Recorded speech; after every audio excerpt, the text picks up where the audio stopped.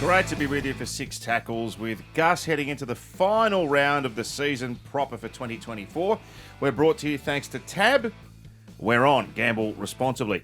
On the show today, all roads lead to Newcastle for what we think will be a playoff for 8th place, live and free on Sunday footy on 9. It's going to be an absolute belter. It'll be sold out on Old Boys Day as well. The night's always very hard to beat there. The Roosters out of the premiership race. That was extraordinary to see them all dropping with injury on Sunday at Allianz. Plenty of AskGus questions. And you know what? That's not the only... the game in Newcastle is not the only interesting one. There's a whole bunch of them. It's quite an absorbing final round, Gus. How are you doing? Very good. Thanks, Matthew Thompson. How are you doing? I'm well. So we asked our listeners to send in their responses to which sports stars, alive or dead, they'd have lunch with. Mm-hmm. I've got 6 pages. And Really? I'm not being facetious. Really? The majority of people say you. Me what? They would have lunch with you. Have lunch with me? Yes. And I'm not joking. Really? Yep. So They need new friends. Because they know you'd shout. Hey, I'll go through. So there's quite a few for Kobe Bryant. Kobe Bryant? Yeah, okay. Tragic passing, of course. Yep. This might show my ignorance. Who's Kenny Roberts Sr.? Kenny Roberts Sr. Don't know. Anyway, there's one for him. Michael Jordan. Andrew Johns. Mitchell Moses. Yep. Good lunch with Joey, I can tell you. Muhammad Ali. Now, that would be good. Yep. Danica Mason. Dennis Lilly or Glenn McGrath. DK Lilly would be fun. Yeah. He's quite a sort of bloke, isn't he? Yeah. Nelson Mandela, when I had a thought about it. I would have liked to have had lunch with Nelson Mandela. I suppose he's not a sports person, but he has presented a World Cup, so that qualifies. Yeah. Yeah. Someone says James Fisher Harris. Now, he's a quiet sort of lad, isn't he? You'd have to do all the talking. It'd be a quiet lunch. James wouldn't have much to say. He'd be like, why am I here? How many lunches have you had with Wayne Bennett? One. Is that all? One lunch. Could have been an historic lunch, that one too. Had a couple of cups of tea. Yes. Couple of cups of tea. Is Wayne not a luncher?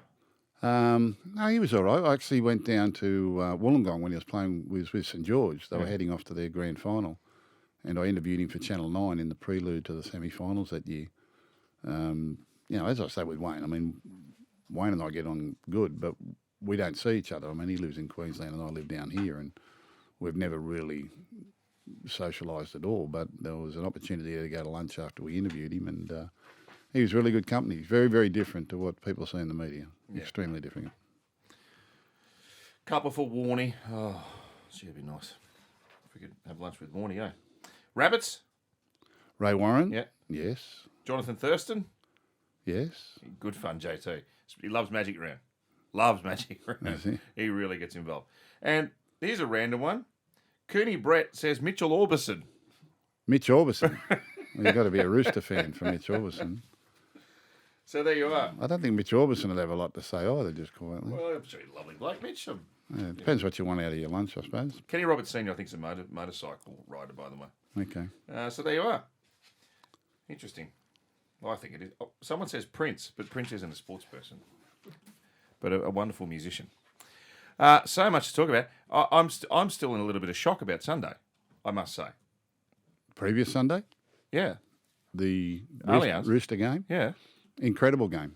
Incredible game. As I said at the time, and I said it on 100% footy last night, it's a game that I'll remember for a long time. It was one of the most absorbing 80 minutes of action that I've seen in ages, and we really got engaged with the game because it was...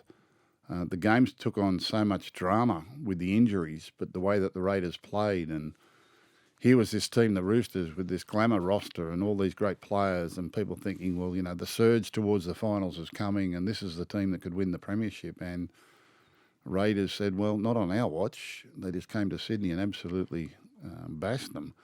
And the Roosters looked, I thought they were on tilt long before the injuries took effect in the game. The injuries didn't help them, but Raiders had their measure a little bit early in the game and the Roosters were on tilt. And then the injuries came and that didn't make it any easier. to the Roosters' credit, they fought on very bravely because obviously they lost their troops and their game plan changed enormously.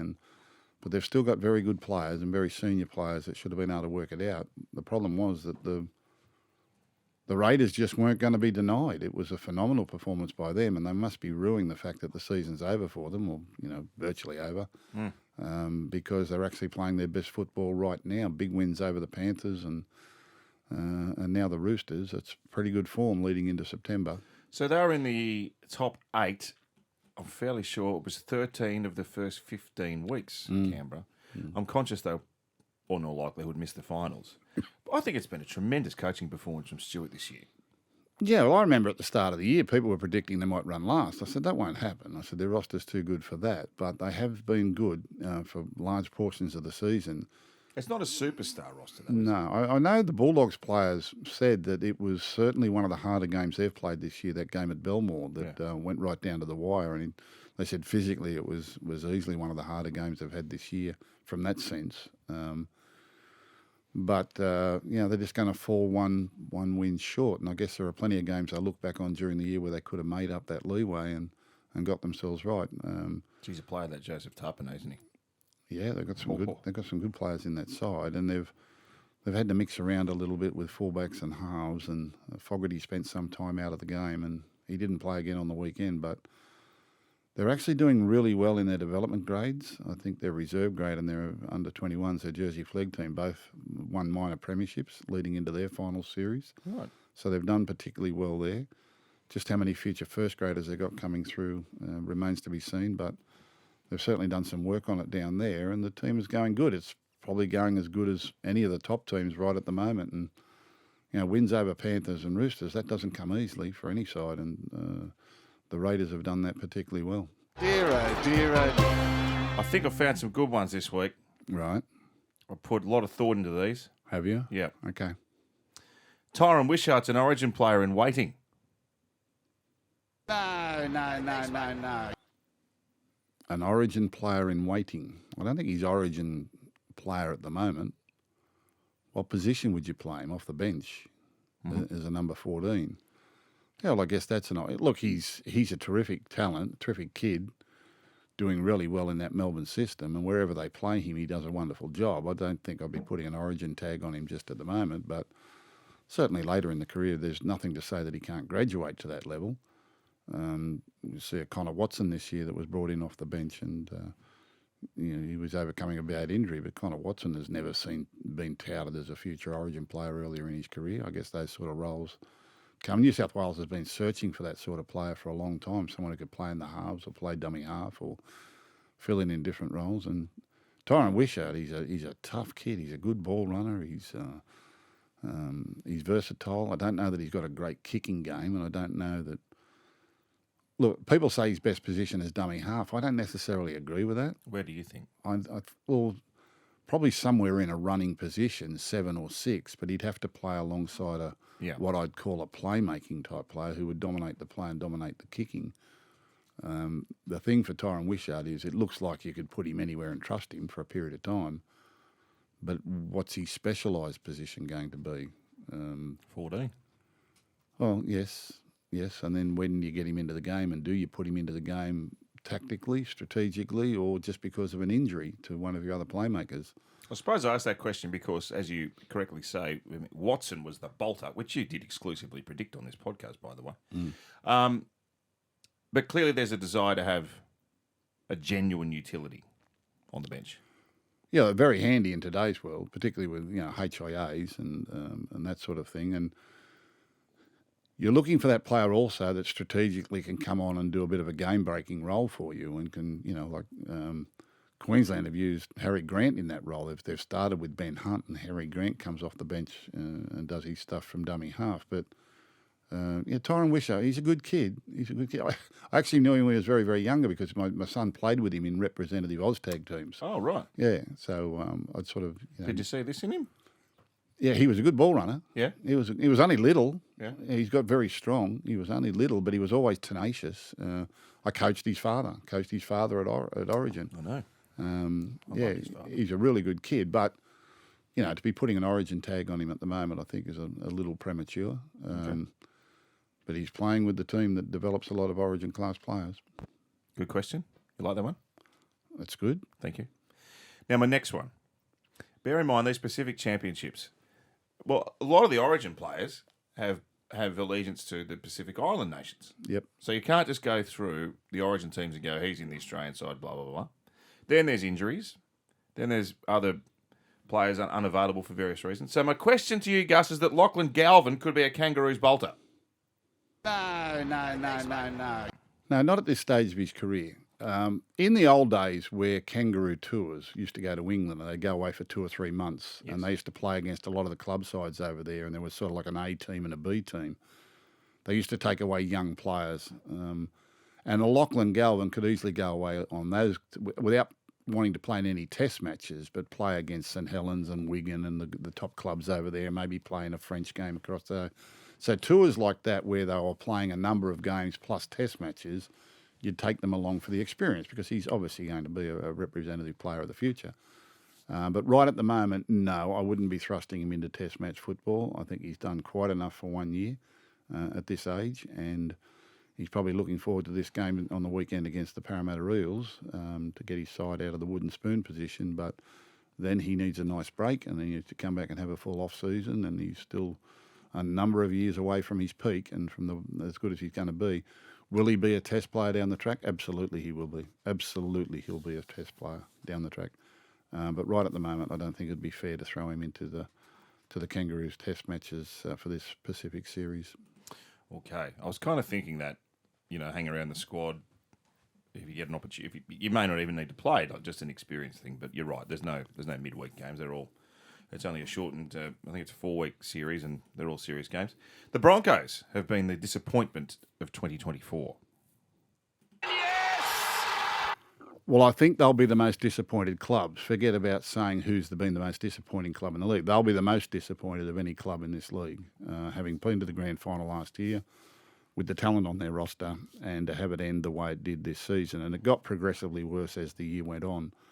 There was a little flurry of wins there at different stages which kept them in the hunt, but to capitulate the way they have, and particularly on the weekend, they've been beaten by some big scores by teams that weren't entitled to beat them, but not only beat them, but beat them handsomely on the scoreboard. And it's sort of gone from, it spiralled out of control to the point where on the weekend it was just to be beaten by the Dolphins on the weekend. They like to call them Redcliffe. They don't like to call them Dolphins. But to be beaten by Redcliffe as resoundingly as that,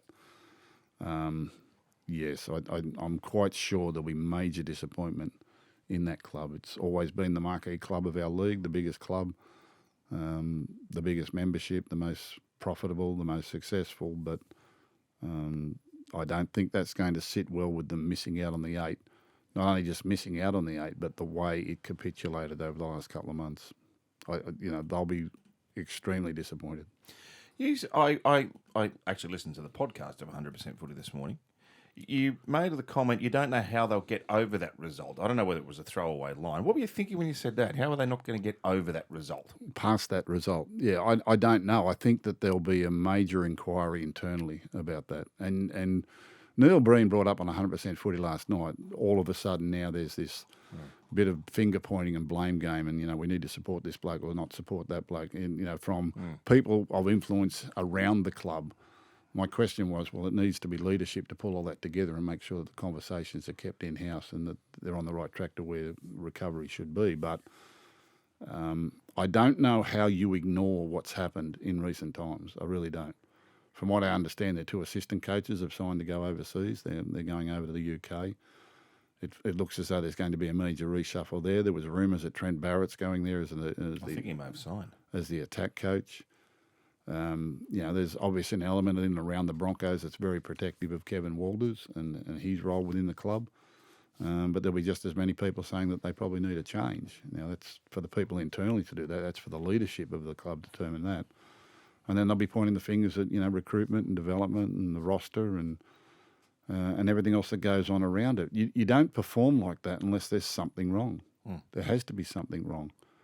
And when you're losing like that, there'll be plenty of people now with the ability to create rumours or create innuendo or to create drama for the club that they themselves are going to have to deal with. It happens everywhere when you're losing games. And That's just about. I don't know how the club's going to get past that without some sort of massive internal review, and and it'll be interesting to see the decisions they make coming out of this. It really will. Mind you, I don't, without being involved with it, I don't think anyone can really comment or recommend what they do. I'd imagine there's very experienced people there within the organisation that have seen the day-to-day mechanics of the club operating and wondering whether or not this was foreseeable or whether it was predictable or whether it was avoidable. But they're all the sorts of, every club's going to have a review. The team that wins the premiership will have a review. Review's not a nasty word. The Broncos will have a review. It's just that their review is going to be quite painful, I would think, and it needs to be extremely honest. Honesty and self-appraisal is so important in this game, and it's important in all walks of life, but it's certainly important in professional sport. And they have to meet it with a raw honesty, and I don't think it's just a Band-Aid approach. They're going to have to really come up with something that sets them on the course for a much improved season next year. It's the old age argument of talent versus system. They've certainly got talent. I think they'll have to question their system. Will you be letting a review into this podcast at the end of this season? Yes, very serious review. Right. I'll review myself. Honest appraisal. Honest appraisal. Will you be appraising me, or will you leave that to me? Eh? Will you be appraising me, or is that my job? I'll ask for a report card. I'll give you a report card to do. The Roosters' injury blitz on Sunday was the most diabolical you've seen in a game. No.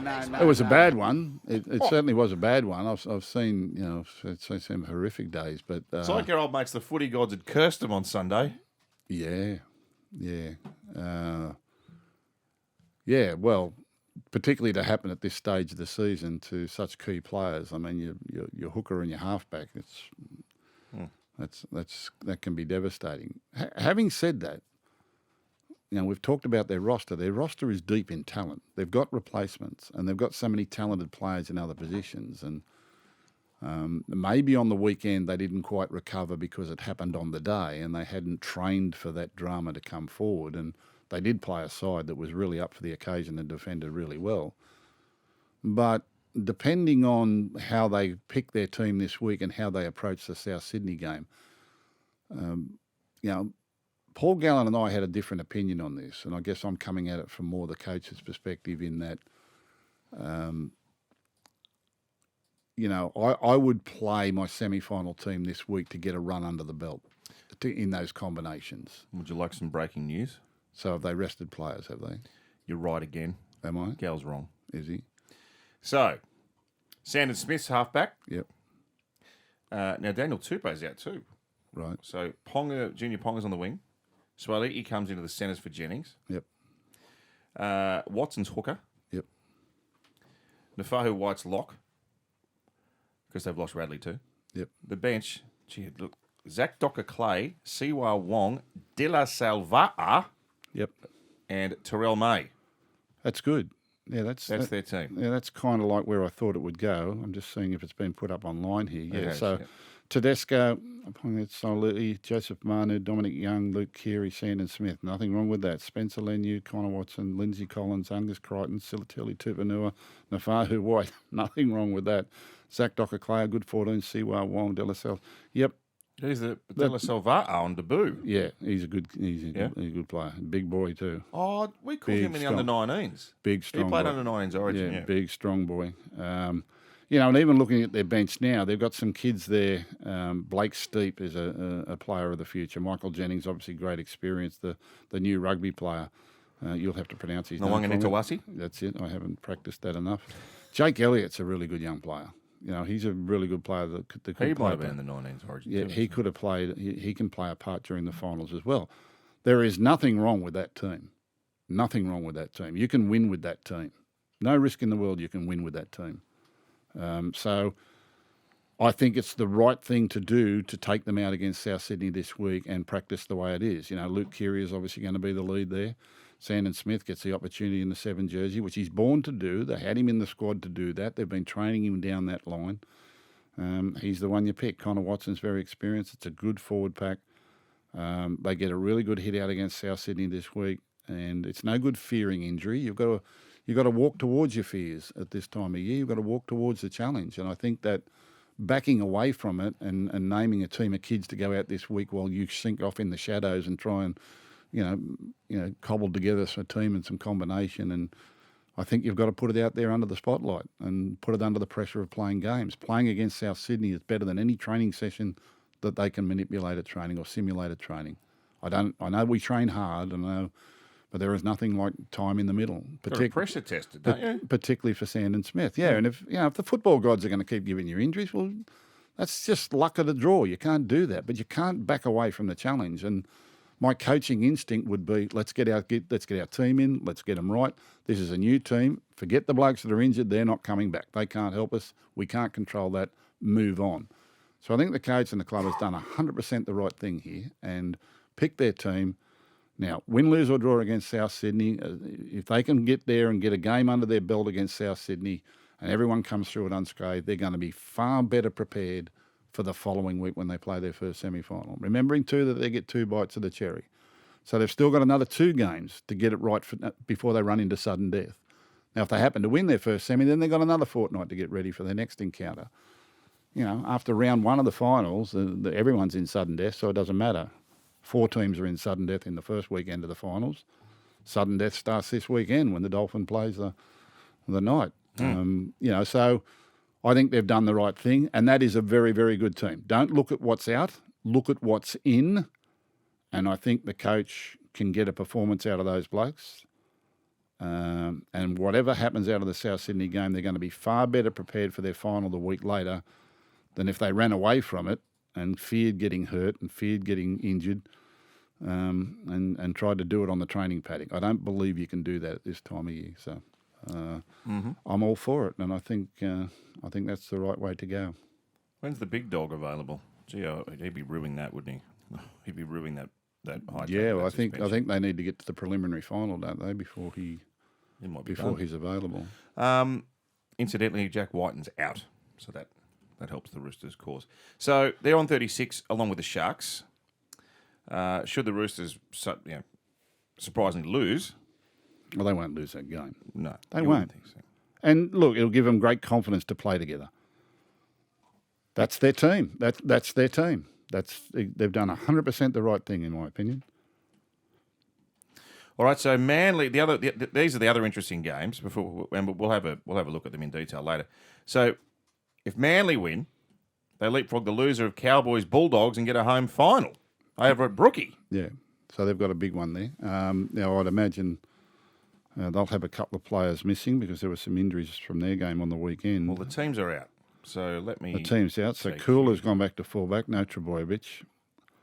Clayton Falala, good player. Tommy Talau, Ruben Garrick, Lehigh Hopewadi, Luke Brooks, Daly Cherry Evans, Taniela Paseka, Lachlan Croker, Matt Lodge, Amoliola Kawatu, Carl Lawton, Jake Trebojevic, Ben Trebojevic, Josh Aloe, Ethan Bullymore, Nathan Brown. Nothing wrong with that 17. Mm-hmm.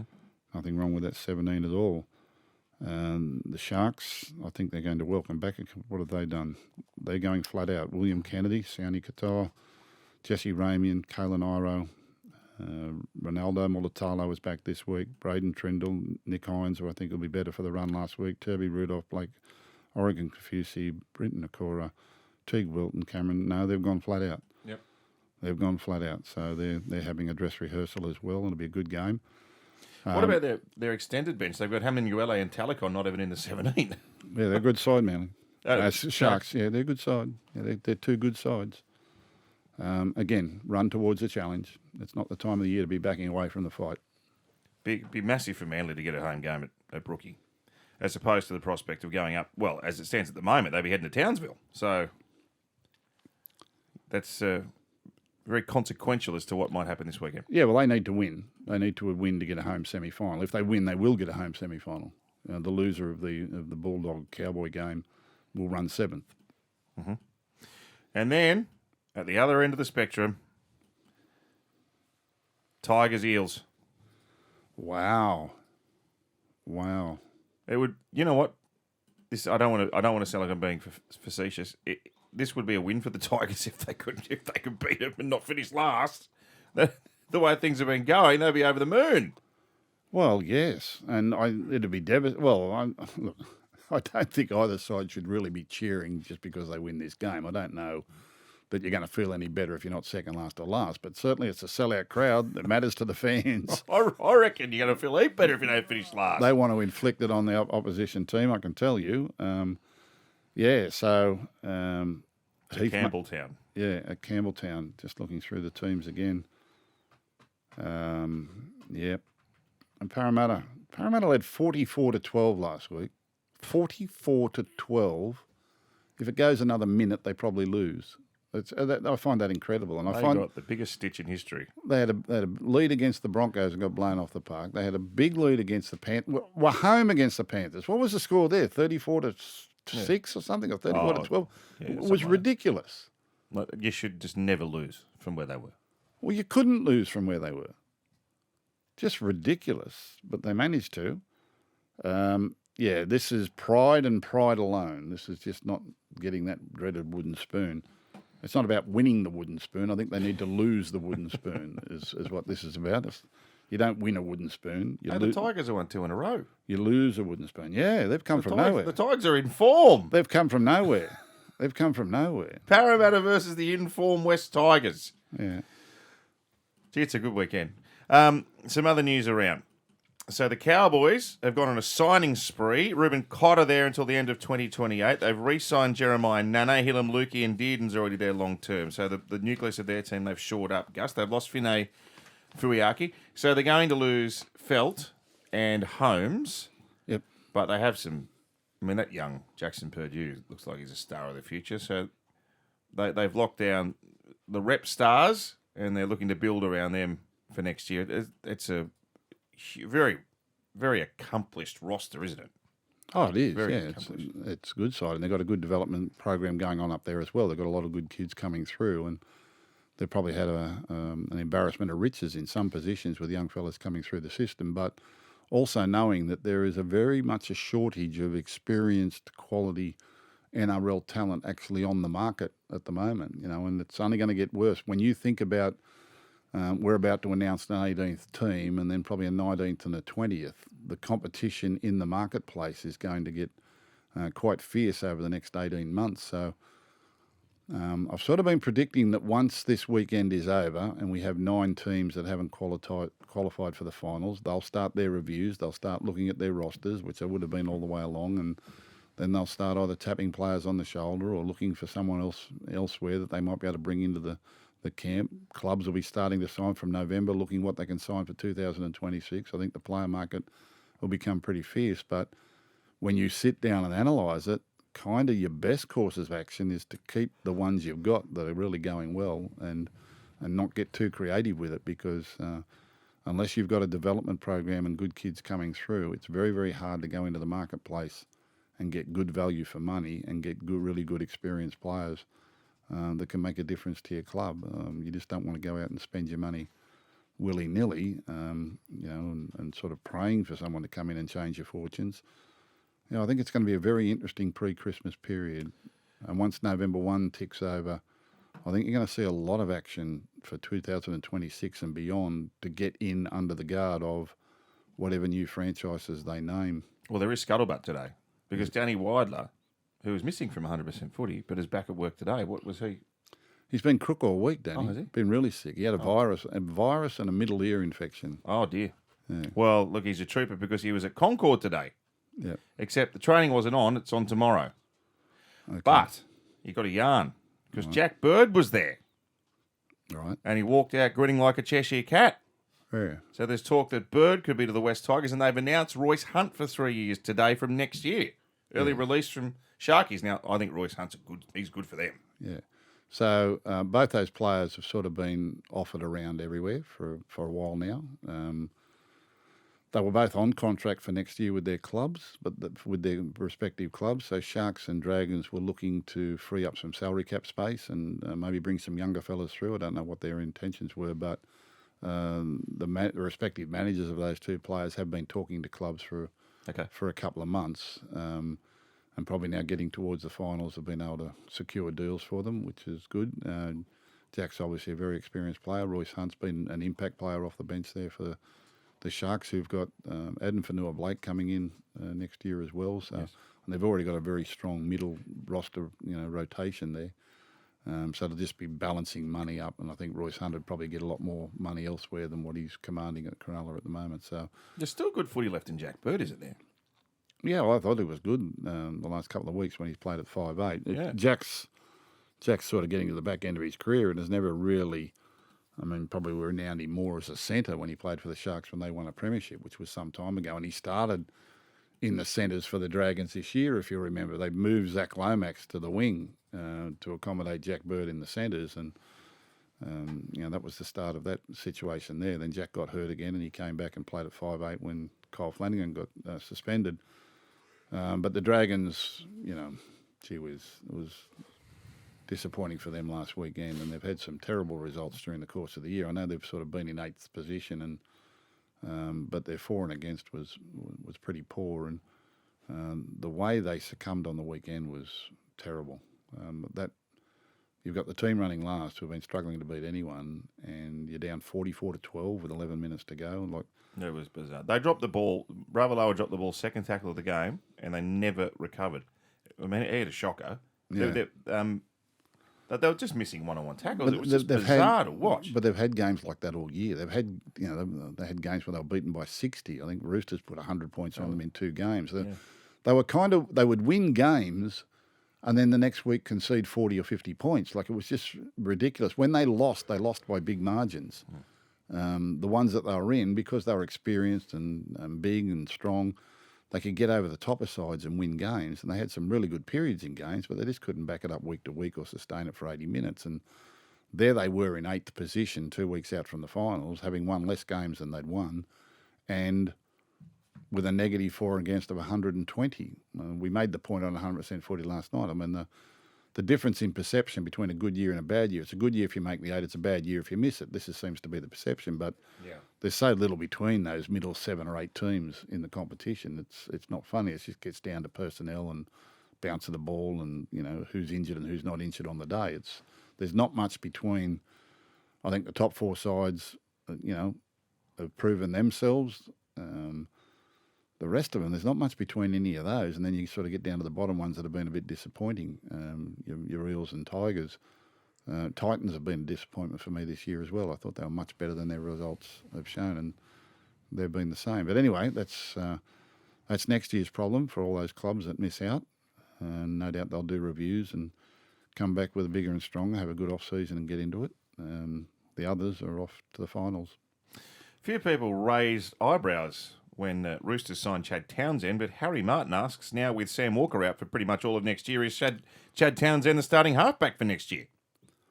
Well, he could be. I guess he was brought as backup, expecting that Sam will be there. And Sam won't miss the entirety of next season. Sam will be available. I was saying 9 months. 9 months from now, so you're looking probably mid July, June or July next year. He's pretty young. He's actually torn that ACL 12 months ago, I believe. Like, it was partially torn, and he had the option to have it fully repaired at that time or to rehab it and then get back on the field, which is what he did. So he was always susceptible. That's why he was playing with knee strapping, but he moved the wrong way, and it's now snapped, so he's had to go away and get it done. And he's still young. He'll come back sometime during next year. As I said to you, those young fellas, Smith and Elliott, have been groomed for that role.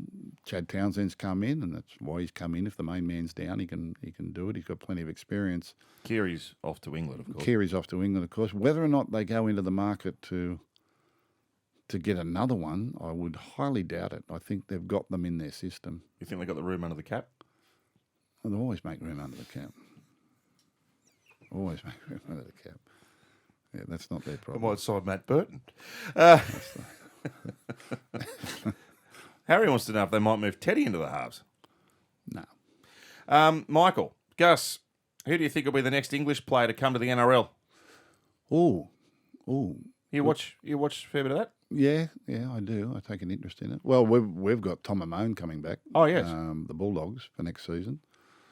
In watching that Super League, South Sydney have got the halfback Dodd. coming out, Lewis Dodd's coming out next year. have you spotted someone and gone, oh, he might go all right in Australia? There's a boy playing for Wigan, big back rower. It's a funny name. Wigan. For Wigan, I've got it here somewhere. In the recruitment list. Wigan Warriors team. Yep.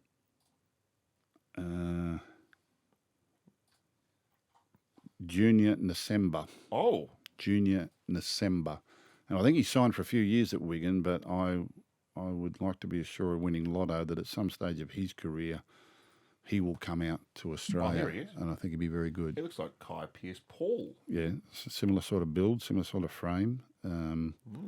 Really like him. I like him. But he's on contract for a few years, and he's only young.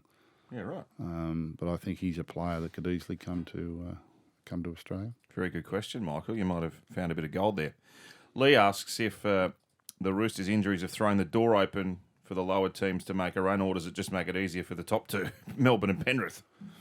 Well, like all along we've said that the Storm and the Panthers are the teams to beat. They're the ones that are semi-final battle hardened. They've proven themselves at this level. They play the brand of football that's very hard to beat at finals time. They've got great experience in those big games. They're the ones to beat. Who can beat them? Well, we all say that the Roosters have probably got the best roster in the competition, and if they all play to their ability, they can beat anyone on their day. They've scored more points than any team in the competition.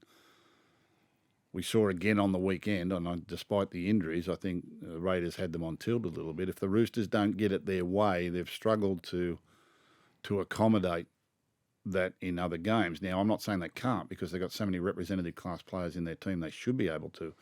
And to a large extent, they did knuckle down on the weekend. They did really try to win that game with their defence, and there was big improvement in a number of areas for them. But, Melbourne and Panthers are the finals teams. They're the ones that are proven. They're going to finish first and second. They're going to get, they're going to be the ones to beat. They were sitting back, Sharks, giggling on the weekend. Sharks. I can't get my head around the Sharks. I was starting to think that maybe they were the forgotten force, but then they lose on the weekend to the Warriors in those circumstances. That's bizarre. Well, and 22-4. You could sort of see it happening. We called that game on Channel 9, Saturday Night Football, and I was calling that game. And I think I said with 30 minutes to go, I said, there was a game here last year where Warriors came from 20 behind to beat the Sharks with 12 men. They had a player sent off, and they came from behind with 12 men. I think they were down 20-0 and 26-6. Yeah. And it was 26-6. And they ran over the top. Sean Johnson kicked a late penalty goal to win the game. And I think I said in commentary on Saturday night, I can just feel the same thing, that the Warriors are going to make a run at this. And wouldn't it be remarkable if at the back end of the game, Sean Johnson comes up with a miracle play in his last ever game. You're the oracle. And with the last pass of the game produces the match-winning try. Like, it was just poetic. It was just football gods at their absolute best. You and the footy gods have been having a fair few conversations this week. They nudge me every now and then and give me a tip to what they're thinking. Do they do it? What about the racing gods? Are they as kind? Racing gods deserted me They long time ago. The racing gods. Oh, they're the Powerball gods, anyone? This is a good question from Brendan. This might be Brendan Cow. If the Super League Wars were made into a TV series, and they really should be, which actor would you want to play you? I was just thinking about it, and it's got to be Richard Roxburgh. Yeah, I think they've got to wait for a lot more people to die before they come out with that series. I don't think we'll see that series anytime soon. And time, surely. And depending on who produced it and who, I don't think they'll ever get truly to the truth. It's a.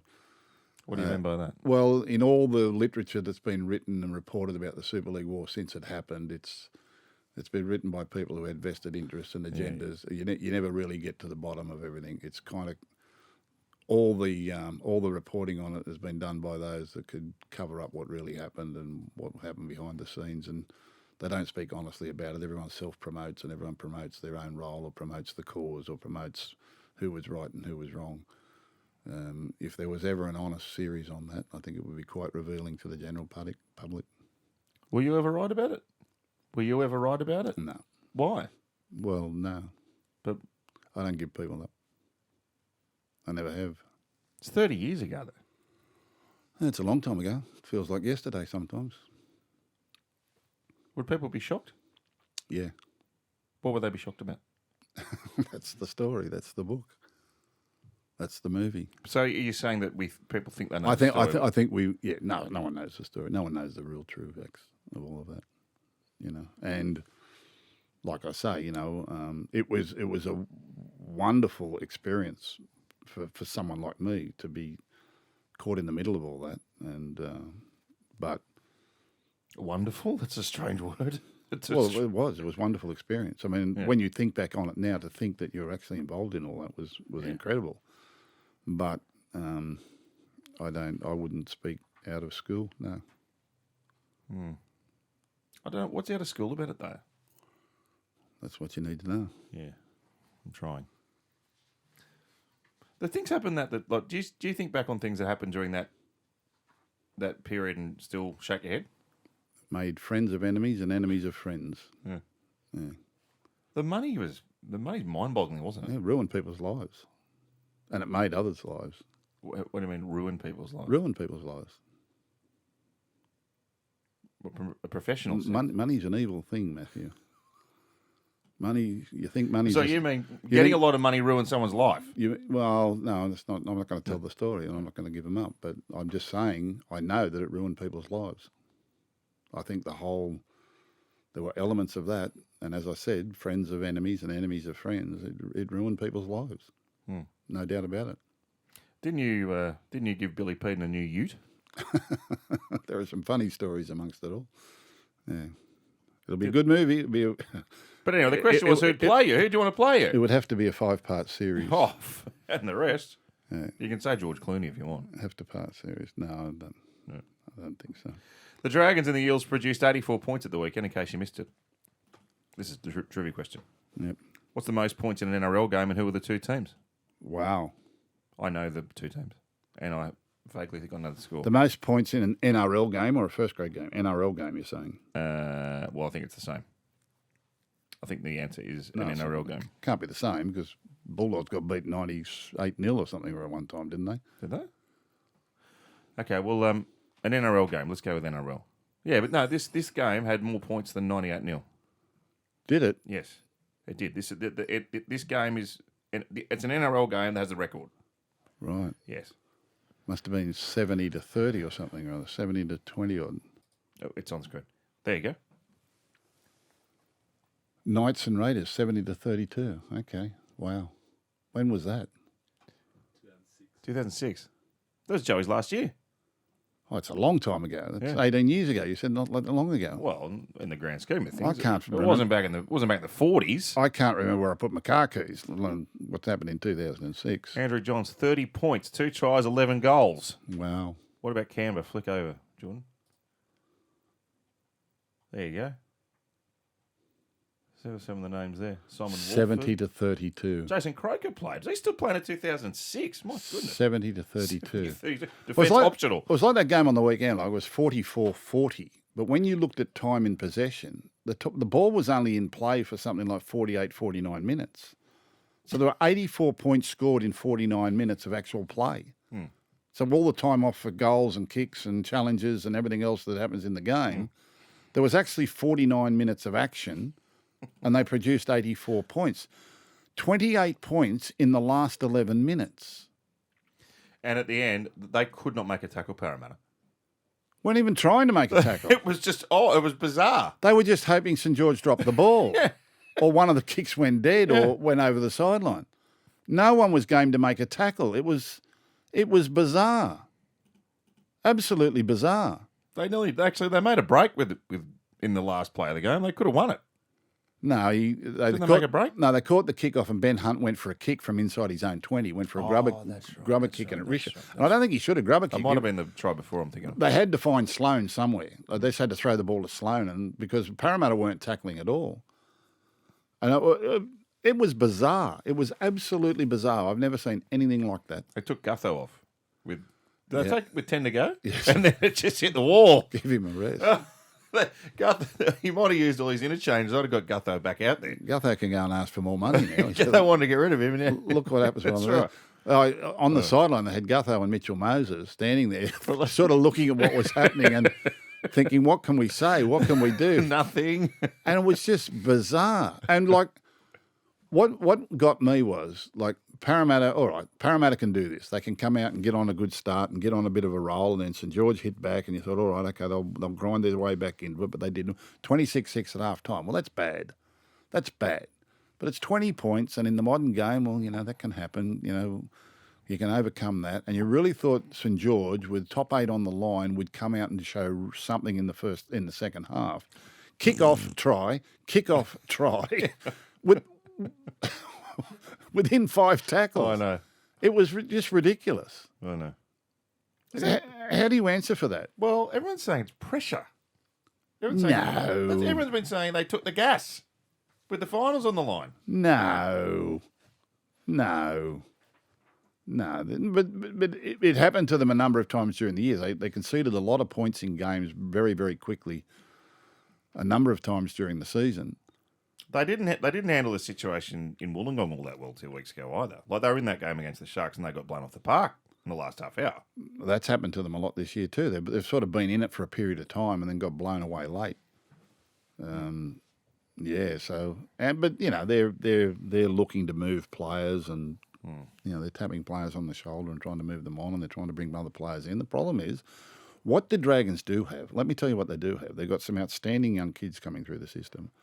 They won the SG ball competition. Their Jersey Flegg team's a really good team when everyone's fit and well. They've got some outstanding young kids who are only 18 months, 2 years away from being NRL players. And then if they can just put senior people around them, their problem is that a guy like Ben Hunt, how much time has he got left there?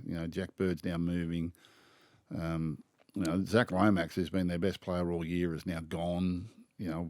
What's happened there? They can't seem... Well, Cook's coming, and so is Holmes. Look, there's good representative quality experience. They're both in their 30s. Yeah. Anyway, that's their business. But, bizarre sort of season. I didn't think they were ever going to be one of the cellar dwellers. I said that at the start of the year. I'd walk to Wollongong if they got the wooden spoon. People were saying wooden spoon. They're not a wooden spoon roster at all. And as it's turned out, they're right on the edge of the top 8, and that's where they'll finish, win, lose or draw on the weekend. I've never seen a game like that, like the other day. 84 points, 5 tries in the last 11 minutes. 5 tries in the last 11 minutes. Incredible. As it turns out, they only had to save one of those tries in the first half to win. You never know how close you are to winning. They only had to save one of those tries just after half time. Only had to save one. In this game, when you really sit down and boil it down in a review and you can be beaten, sometimes just scoring one and saving one is the difference. If we could just, sometimes that's the difference in a season, is to, on your averages for the year, score one more try a week and save one try a week. And it makes a big difference to your season in your overall numbers. Mate, if they won that game, they should hand the points back. They don't deserve the turf if they won that. My God. Well, that was just ridiculous. That was ridiculous. I've never seen anything like that. I mean, and if Zach Lomax kicks the last conversion from the sideline, which he missed because it was 42-40, but he missed the last conversion. That's why it was 28 points in the last 11 minutes.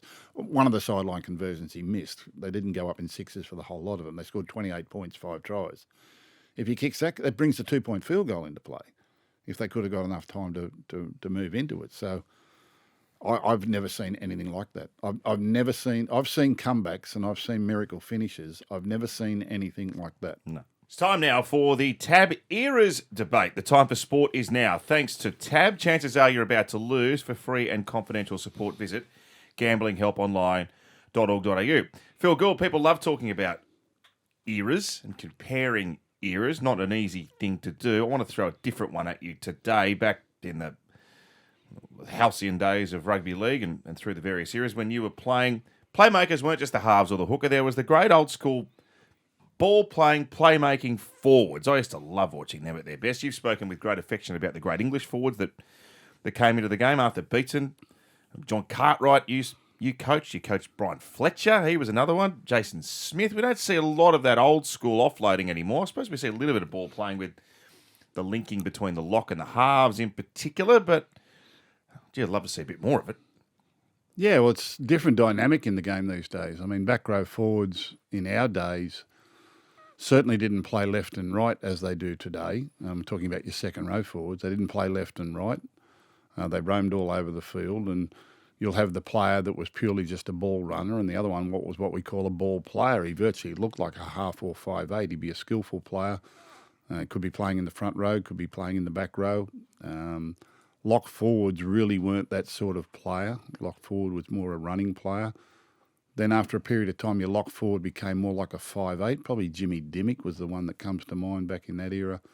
Jason Smith was another one, both playing with the Bulldogs at the time, were great ball-playing forwards from that era. But back in sort of the 70s and 80s and even the 60s, players like Johnny Raper and Brian Lockwood. We saw a couple at Penrith in Bill Ashurst and Mike Stevenson. Mike was a hooker, but it was a ball-playing hooker, which was very rare. Benny Elias was the first ball-playing dummy half that we ever saw. Arthur Beetson was the king of all ball players and an extraordinary player, and won a couple of comps back-to-back there with the Roosters in the mid-70s, and they all talk about him as being the pinnacle of their side. But it was something that was kind of coached out of rugby league over a period of time because the roles became more specialised, and that came when we started playing left and right and we started playing in lanes, and your right forward and your left forward played on the edge of the field, and for a long time just became either decoy runners or hard-running runners off the half or 5'8" out on the edge there to either get the ball or not get the ball for players sweeping around the back like fullbacks or halves. They purely just became hard-running forwards.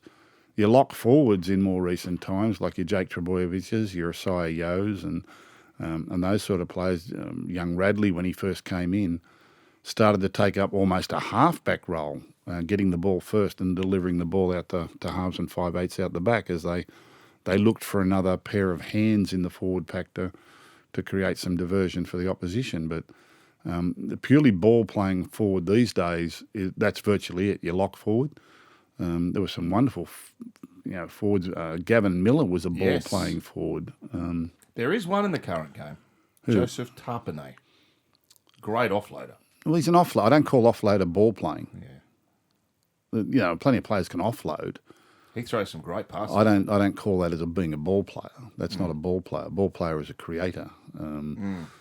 Passes before the line, passes in the line, passes behind the line. Is deceptive. He makes players miss. He's got a kicking game. And there was sort of one of those, if not two of those, in every forward pack back in my era, back in the day. But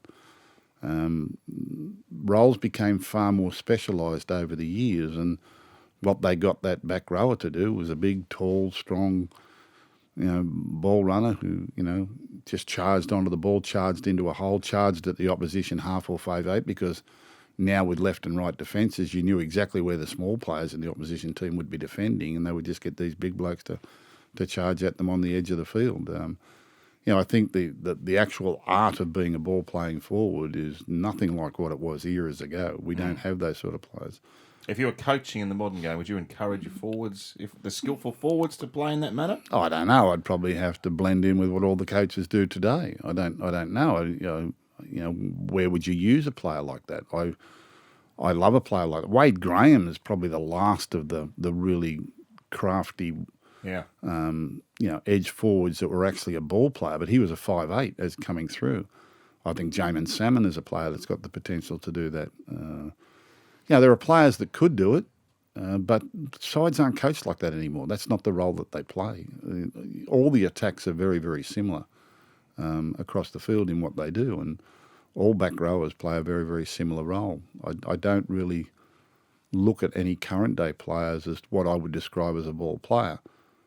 The best lock forward in the competition is Asai Yeo, who has learned over the years that great sense of being a first receiver and releasing his halfback or his 5'8" left side of the field, dominating the middle part of the field, when to run and when to pass the ball, and a lot of it gets instigated from him. But I still wouldn't class him as a playmaker. He doesn't put people through holes. He's not that sort what I would term a playmaker. But didn't you get beaten with a good tackle one day when you were playing against him? Yeah, I was only young. Yeah. I was only young and hit him with everything I had. I thought it was a pretty good tackle and got him down on the ground. And when I looked up, Russell Fairfax was scoring under the posts. Arthur helped me up. He said, "Well done, young fella, good hit." Off he went. Oh, there you go. I didn't stop the ball. That was the craft of those fellas. There's offloading and what I call playmaking, and Arthur could do it all. He was brilliant. He had a great turn of speed. Forward playmakers also had good speed. They could be quick off the mark. They were quick between the ears. Darryl Broman was a great ball player. Just ask him. From those eras. Well, he was. So far as talking for eras, that's one of the roles that's really changed in our game from one era to the next, and we don't have those sort of players in our game anymore. The back rowers are more big, strong athletes who probably came through as centres and wingers and get closer to the action, and they play a role, pretty much the same way in every team. We don't have that. Your ball playing forwards now, or what would even simulate a ball playing forwards, is a Jake Trebojevic, a Asai Yeo, Victor Radley, those sort of players. Jack DeBell, no, there are very few around. This week in the NRLW, the top 4 teams are all playing each other. The Sharks have a chance to go through the regular season undefeated, Gus.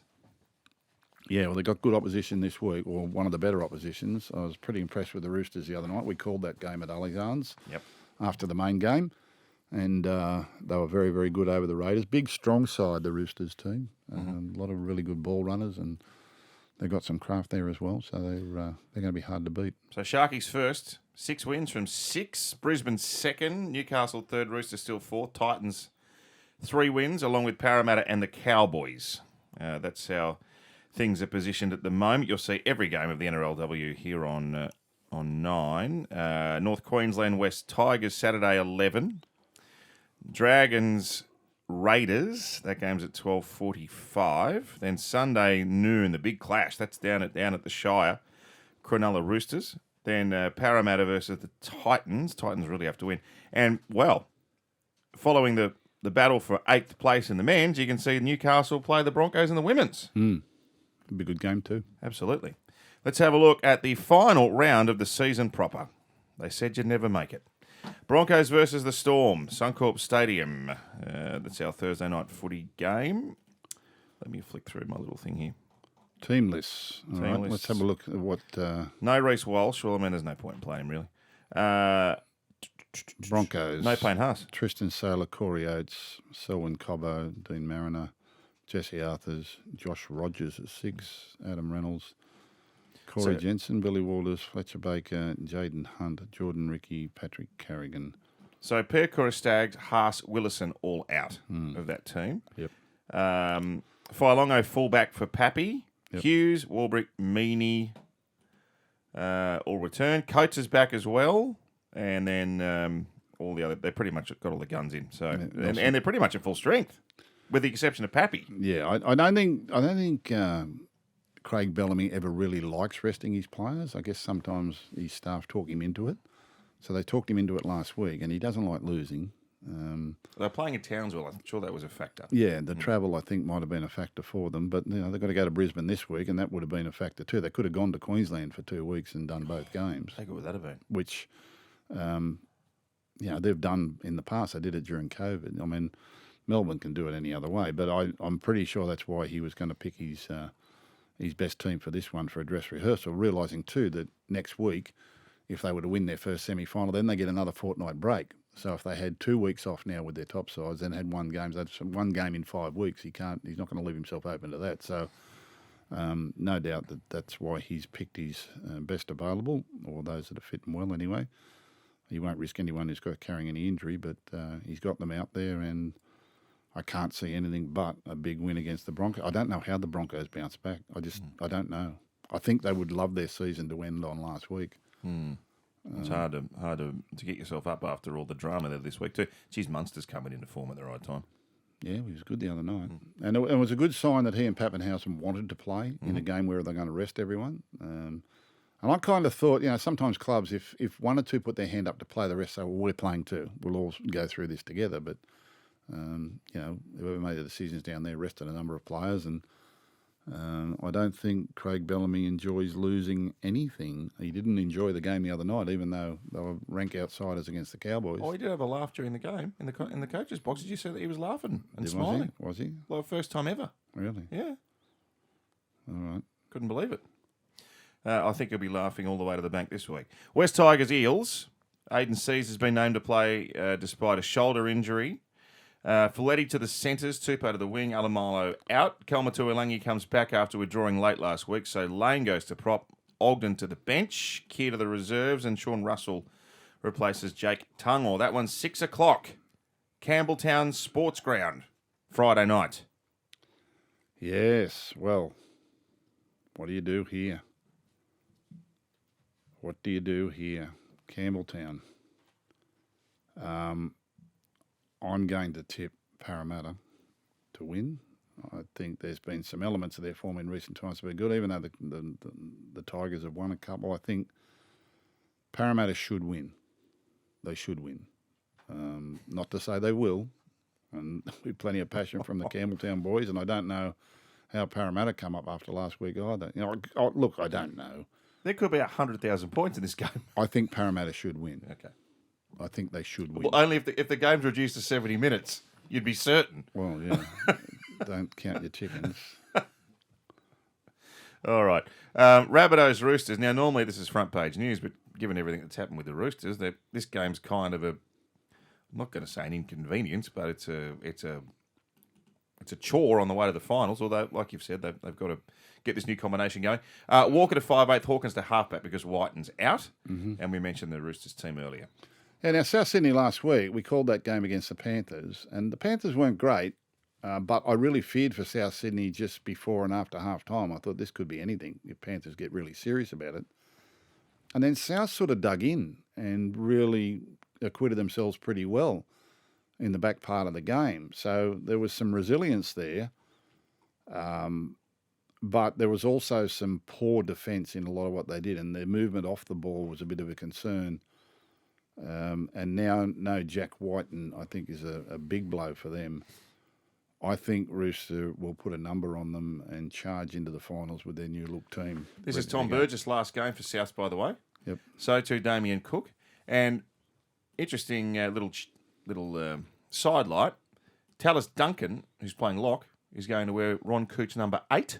Oh, okay. And it's going to be a gold number 8. Okay. To pay tribute to Ron Cooch. So we're reversing we're not the whole pack, but we're going back to the lock being number 8 for the night, which is a nice little touch. Dragons Raiders. So if the game up in Newcastle is a draw, the winner of this goes into the finals. Yeah, well, this was the big chance for Dragons. I mean, they had those 2 very winnable games. They were in 28 points on their own. They were in the 8 with 2 rounds to go, and they're playing the team running last, and then they've got this game at Jubilee, at Cogra, their spiritual home for the Dragon anyway, against the Raiders, I mean, who by then were probably going to be out of the running. So it was theirs to lose, and they found a way to lose it.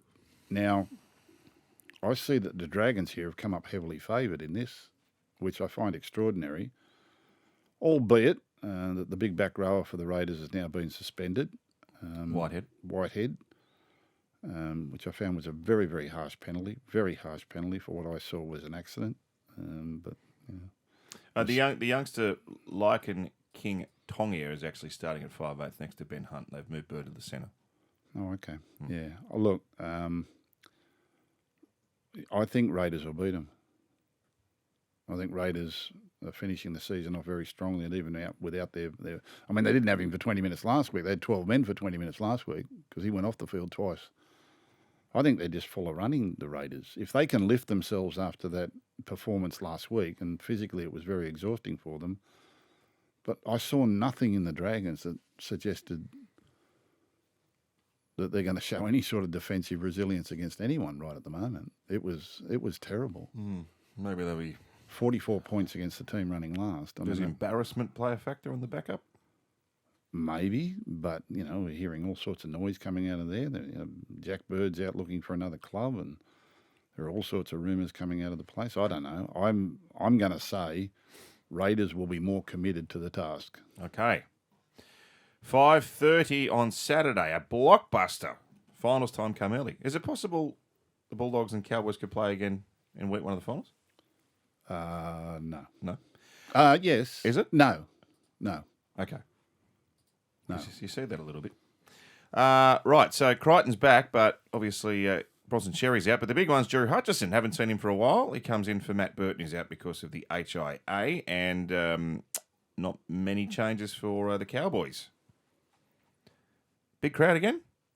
Yeah, it should be. It was extraordinary last week, 6 o'clock on a Friday night, getting 30-odd thousand there. It's going to be a hard game for both sides. It's going to be a cracker. So, 7:30 Saturday, the Panthers are renaming. Well, they're not renaming. They've got the sponsored arrangement there with Bluebet. It's always been Penrith Park. It's Penrith Park officially. I've always called it Penrith Park. Well, yes, but you know what I mean. Yeah. Bluebet have backed away for the night. The last game at the Grand Old Stadium, I saw some great old footage actually online. The really, really old Penrith Park, which was just a dust bowl basically. It was. So there you are. It was just honestly, it was just a park. Yeah, it was Penrith Park. Yeah. It was like a big round oval. Yeah, park, and it had no hill. It had a little 2 dressing rooms with some concrete seats on top of it. That was the grandstand. Wouldn't hold 120 people. And it was sort of set back from the oval, which was a long way from the actual field. And it had a little gravel road. When I first went there, a little gravel road coming from the side street there you could park inside the ground when you went to training and that. Now, that little grandstand that you see there, if you look up online, look up Penrith Park Images 1967, and there's a photo that comes up about Penrith Park and what it looked like at that time. And that's what it looked like when I first walked into the place in 1976. And that little grandstand, which was just either side of 2, it was on top of 2 dressing rooms. There was only 2 dressing rooms with some showers and some hooks on the wall, and a referee's room, and a coach's room, and a medical room, and that's all there was. It was a very tiny little grandstand. It still exists underneath the grandstand you see there today. Yeah, mention that. They built it over the top of it, so it's in and around. So that tunnel that they walk down is the old grandstand. Yeah, right. Yeah, it sits underneath the newer grandstand that they've got there, which is now to be knocked down and build up a really big one. And around the fence around the oval was just one single wooden beam, just like you could crawl under it. Yeah. You could sit under it. Yeah. And alongside that was just 2 little rickety rows of seats, with nails sticking out of them and all that sort of rickety that went around the ground. And there's some really good pictures in the old days and it was known as the Graveyard. When they first came into the competition, I was fortunate enough to go to their first ever game at Penrith Park. Really? My grandfather and my father took me there. Yeah. My grandparents used to live at St Mary's, and we used to go out every Sunday, and he'd chop the heads off a couple of chickens, and we'd have roast chicken and chips for lunch. And then in the afternoon, if Penrith were playing at home, we'd go out to Penrith Park and sit on the hill. It's a little northern hill, which wasn't a hill, it was a mound. It was just a little bit higher than the rest of it. And we sat up there, and I went to their first ever game there in 1967, which I think they beat the Dragons, who were the defending premiers. And I was also there in 1974 when Peter Langmack, yes, who was Paul Langmack's older brother, scored 5 tries in a game. Yeah. And they beat the Dragons 22-21. But it was known as the Graveyard because clubs hated going. Penrith was a long way out. There was no freeways. The Great Western Highway was 1 lane either way. Yeah. It took you a long time to get out there.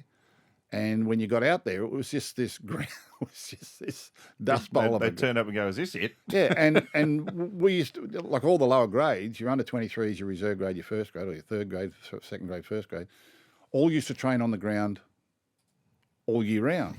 By the time it got to June and July, there wasn't a blade of grass on it. There was no groundkeepers in those days. And it was just a dust bowl. And it was, but it was Penrith Park. We loved it. And it was known as the Graveyard. A lot of good teams went out there and got beaten by the Penrith Panthers, the Chocolate Soldiers, the brown and white. Have you seen the new plans? Yeah. I haven't had a good look at them. Yeah, it's probably not what was hoped for or envisaged ultimately, but I Right. think they'll finally get that down the track. But it's certainly a marked improvement on what they've got at the moment. So what's the capacity they're I think they're hoping to get to around 27, 28, something So like is it that. is it sort of Bank West scale, is it? Probably more like Combank. probably more like the old Parramatta Stadium. Oh, yeah. The old Parramatta Stadium, the old Parramatta Stadium when it was first done in '86. Kind of in that mould, I think. So that eastern grandstand, which is back behind the old hill, there's a whole lot of seating area. They'll sort of bring that closer to the action on that side, and on this side, where it sits, it's sort of a funny sort of angle because it used to be an oval, and when they rectangled it up, the grandstand sat at a funny angle to it, and so they'll just square it up and make it more rectangular and have seats either end. So it'll look good. I think in the original plans, we were sort of hoping for something like a C-Bus Super Stadium, something like that. But in good time, I imagine. Yeah. There's only so much money to go around. Well, I grew up going to the joint, so it'll be fascinating to see what it looks like. By the way, Scott Sorensen's back, and so is Keanu Keeney from a Titans perspective, but they haven't given a yelp the last couple of weeks. They've been disappointing too. I can't imagine that they're not disappointed with the season the way it's gone. They showed some form midway through the year, but they got off to a bad start and they're having a bad finish. And Panthers, with their last ever game at the old Penrith Park, and certainly their last game in the area for a couple of years, I think they'll put a big number on them. Okay, Sunday, 2 o'clock, Four Pines, Brookie. We've been through the teams. What are you thinking, Gus? Very tough. Hard to beat a Brookvale on a Sunday. Home semi-final. I guess Sharks know they're in the top four. It doesn't really matter who you're playing or where you play. They're not going to get a home semi-final. So,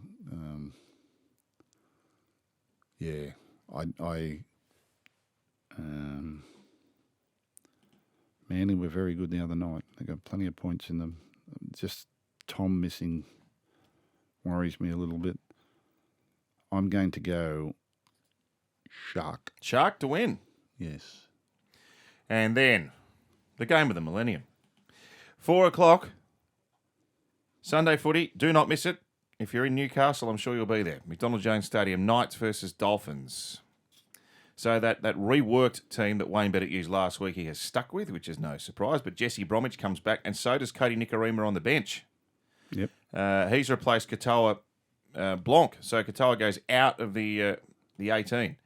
Felice Kafusi's been named pending his judiciary appeal on Tuesday. Well, he's $1 million to 1. $1 million to 1? Yeah, his record's awful. What about being not guilty for anything here? It's not going to happen. Everyone's guilty these days. Well, that was the most innocuous thing I've ever seen. I know. Oh, I hope he gets off. Well, he should get off. I hope Wayne Bennett goes down to defend him. Just gives the judiciary the facts of life. Do you reckon he'll do that? No, but he should. I would love him to. It's the vibe. Frizzell's back, by the way. They don't need a legal mind down there. They need a football mind down there. The legal minds just complicate things.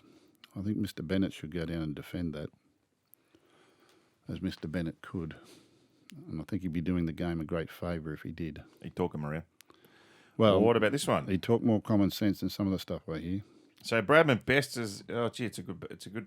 I mean, Ponga and Picago and Best. The Dolphins were resounding on the weekend. Oh, terrific! It's hard to measure that up with just how good the opposition were, but I mean they were outsiders going into the game and they won by 40. They're a dangerous football team, and I'm coaching masterclass last week. The team changes and keeping it away from everybody and what he did. I just have this feeling that maybe we're about to enter the Kalen Ponga era. I heard you say that. This is so hard to call. Look, old boys' day in Newcastle, win one game to make the 8. It's the recipe that the Knights savour. It's the recipe that they look forward to. This is so big for them up there, but the old coach keeps gnawing away at me. The old coach, I think if Felice Kafusi fails at the judiciary, that will be a killer blow for them, and that would, to me, tip the balance in favour of the home side. I don't know. I'm going to say the home side, but I really expect the Dolphins to make a great account of themselves. I think this will be a cracking game. A cracking game. Of course, if they draw, it opens the door for the winner of Raiders versus Dragons. They're not going to draw. Well, there's not much between them, mate. I'm telling you. Draw. Can you imagine if they drew? Oh, they both missed out. Are you coming up Sunday? That game? I'm doing that game Excellent. Sunday. Yes. All right, your final tips for the year until we get into the finals. Okay, so where did I go from here? So I've got Storm to beat Bronco. Mm-hmm. I've got Eel to beat Tiger. Rooster to beat Rabbit. Raider to beat Dragon. I'm going with all the away teams here. Panther to beat Titan at Penrith Park. Shark to beat Seagull at Four Pines Park. And Knight to beat Dolphin. Saved the best till last. Unbelievable. We've had 27 rounds, all these games, and the last game of the year. Yeah, very interesting final series. I think the best 4 teams have made the top 4. I think the others have all earned their spot. Whoever finishes between 5th and 8th, it's been a hard battle for all those teams over the last 3 or 4 months. You know, they've all played each other and they've all been in. The biggest feature of the year has been the crowds, the record crowds, the sellout crowds and grounds everywhere. People have really fallen in love and getting out to live sport again. And, you know, a lot of teams have had the difference between some teams being perceived as having a good year or a bad year is so minimal. The difference is so minimal. The competitive part of that middle part of the competition. And the thing about what it sets up for next year is so many teams are going to be looking to improve immeasurably for next year, and they are capable of doing so. I think when we get around to previewing next year's competition, anything could happen. You know, 4 teams made the top 8 last year who miss out this year. If the Knights miss, if the Knights don't play, so there'll be 4 teams. So the year before, there were 3 teams that missed the 8 who had made it the previous year. The year before that, there was 3 teams who missed the 8 the year before. The year before that, it was 2 teams that missed the 8 from the year before. So every year, 2 or 3 teams have been dropping out of the 8. If the Knights don't beat the Dolphins, there'll be 4 teams from last year's top 8 that don't make this year's top 8. So that's a pretty heavy turnover. With pretty much, you know, the same top 4 sides around. But and I think next year could be very, very similar.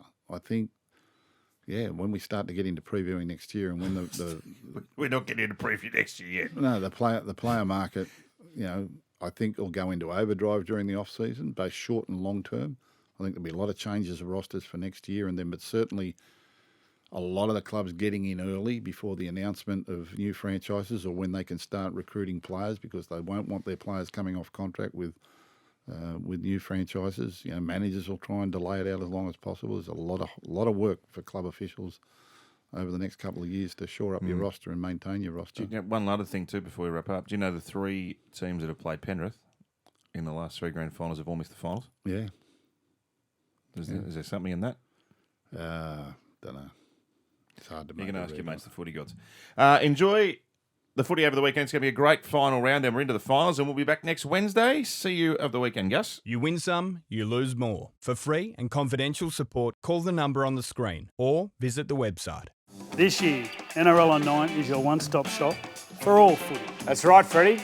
Not about the highlights. Action. 7 days a week. Billy and Gus podcast. Get that on your drive on the way home. Immortal Behaviour. Grab a seat on the couch for that. And, of course, my favourite, Freddie in the 8. The best footy brains, the biggest games. Don't trust the algorithm. Subscribe to NRL on 9 and get all your entertainment there.